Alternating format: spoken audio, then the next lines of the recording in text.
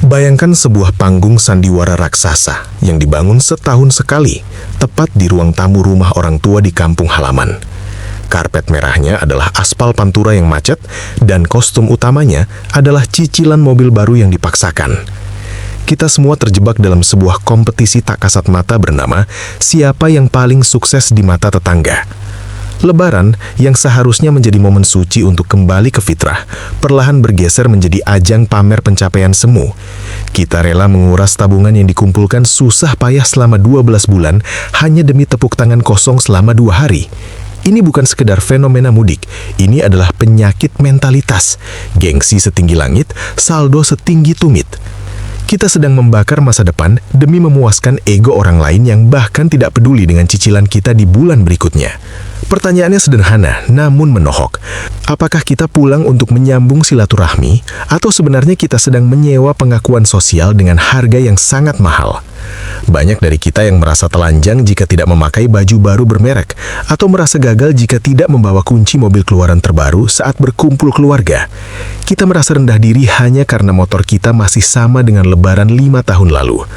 Padahal, martabat seorang laki-laki atau kehormatan seorang wanita tidak pernah ditentukan oleh seberapa mengkilap cat kendaraan yang diparkir di depan rumah nenek. Kita telah diperbudak oleh persepsi orang lain, dan itu adalah bentuk penjajahan mental yang paling tragis di era modern ini. Mari kita jujur pada diri sendiri.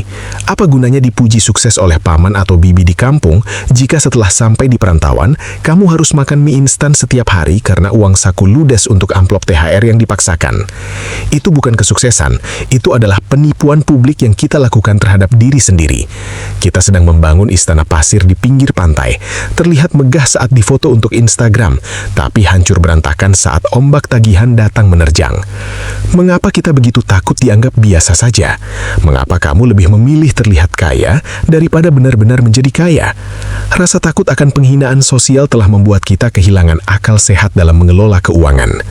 Disinilah Stoicism, filsafat kuno yang berumur ribuan tahun, menjadi tameng yang sangat relevan. Stoik mengajarkan satu hal yang sangat keras. Kita tidak bisa mengontrol mulut tetangga, tapi kita punya kendali penuh atas reaksi dan isi dompet kita sendiri. Jika bibi di kampung bertanya, "Kok mobilnya masih yang lama?" Itu adalah hal eksternal yang berada di luar kendali. Namun, merasa sakit hati atau langsung terpancing untuk mengambil kredit mobil baru demi membuktikan diri, itu adalah kegagalan kita dalam mengendalikan diri. Orang yang merdeka secara finansial adalah mereka yang sudah selesai dengan egonya.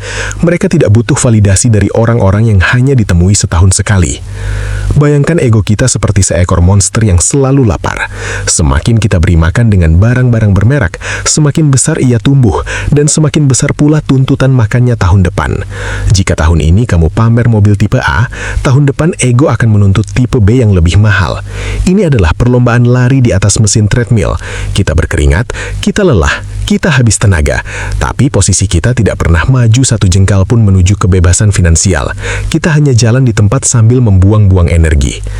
Kebebasan finansial yang sesungguhnya adalah ketika kamu memiliki pilihan untuk tidak membeli apapun meskipun kamu mampu membelinya. Itulah definisi sejati dari kekuasaan atas diri sendiri. Mari kita bedah fenomena baju lebaran. Di Indonesia, ada doktrin tidak tertulis bahwa lebaran wajib baju baru. Ini adalah jebakan konsumerisme yang sangat jenius. Kita dipaksa percaya bahwa kesucian hati harus dibalut dengan kain baru seharga jutaan rupiah. Secara logika, apakah Tuhan akan menolak maaf kita hanya karena kita memakai baju tahun lalu yang masih layak pakai? Tentu tidak, tapi ego kita berkata lain. Ego kita berkata, kalau tidak baru, nanti dibilang susah. Kita lebih takut dianggap miskin daripada benar-benar jatuh miskin. Ini adalah mentalitas yang memiskinkan bangsa secara sistemik. Sekarang, coba bayangkan skenario ini. Kamu pulang mudik dengan transportasi umum yang nyaman atau mobil lama yang sudah lunas. Kamu membawa uang tabungan yang utuh di dalam rekening. Saat keluarga besar berkumpul dan mulai memamerkan harta, kamu tetap tenang, tersenyum, dan menikmati hidangan ketupat dengan hati yang damai. Kamu tidak perlu merasa terintimidasi, karena kamu tahu rahasia yang tidak mereka tahu. Kamu tahu bahwa di balik mobil baru sepupu, ada beban pikiran setiap tanggal jatuh tempo.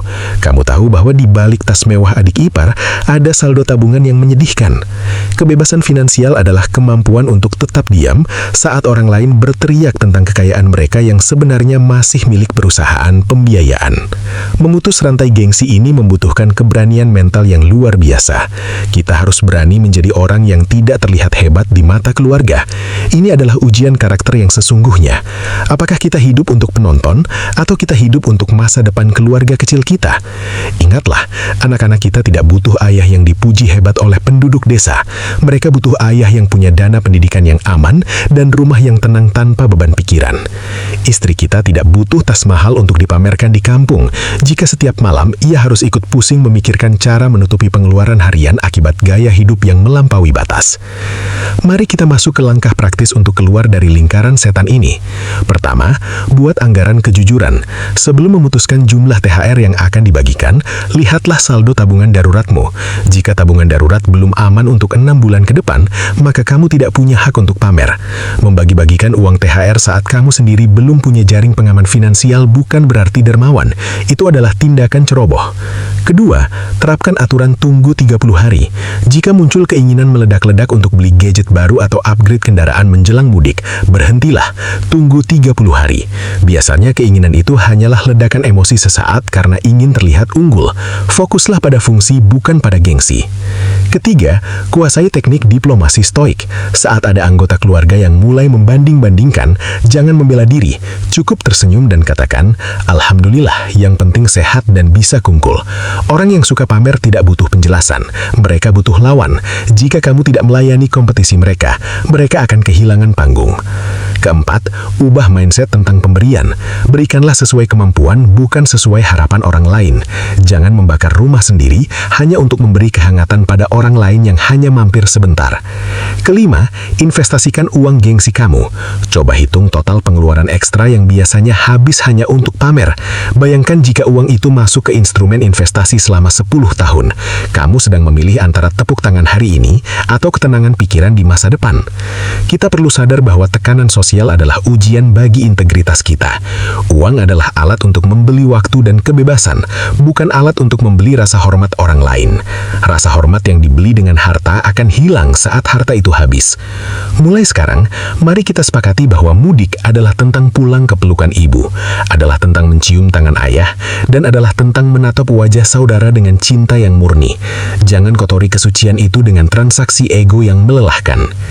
Bayangkan 10 tahun dari sekarang, saat orang-orang yang dulu pamer sedang pusing memikirkan masa pensiun, kamu justru sedang menikmati hasil dari kesabaran dan keteguhan prinsip hari ini. Itulah kemenangan sejati bagi mereka yang memilih kebebasan finansial di atas panggung sandiwara musiman. Langkah berikutnya yang bisa kamu lakukan sekarang juga adalah mengambil buku catatan keuangan. Tuliskan rencana pengeluaran lebaran tahun ini dengan sangat jujur. Coret semua pengeluaran yang tujuannya hanya untuk membuat orang lain terkesan. Rasakan sensasi kekuatan saat kamu berani berkata tidak pada tuntutan sosial yang tidak masuk akal. Jadikan lebaran tahun ini sebagai tonggak awal kamu menjadi tuan atas uang sendiri, bukan budak dari ekspektasi orang lain. Setiap hari, satu langkah lebih baik.